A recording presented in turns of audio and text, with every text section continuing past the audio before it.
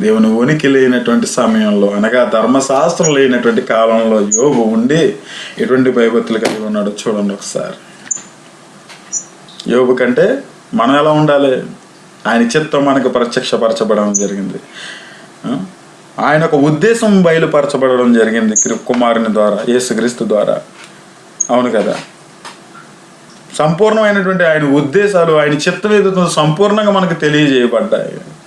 ఎలా ఉండాలి, ఎలా ఉండకూడదు, మీరు నా ప్రజలు, మీరు నా పిల్లలు, నన్ను పోలి మీరు నడుచుకోవాలి అని దేవుడు క్రొత్త నిబంధనలో స్పష్టంగా మాట్లాడాడు అందరితోటి కూడా. అవునా కదా? అపోస్తలుల ద్వారా యేసుక్రీస్తు గారు స్వయంగా 3.5 సంవత్సరాలు స్వార్థ ప్రకటిస్తూ కూడా అయ్యే విషయాలు తెలియజేస్తారు. అవి మనకు ఇప్పుడు తెలుసు, మనకి హెచ్చరికలు ఉన్నాయి. సంపూర్ణంగా మనకి తండ్రి చిత్తము, ప్రభు యొక్క చిత్తం ఏదైతే ఉందో అది మనకి బయలుపరచ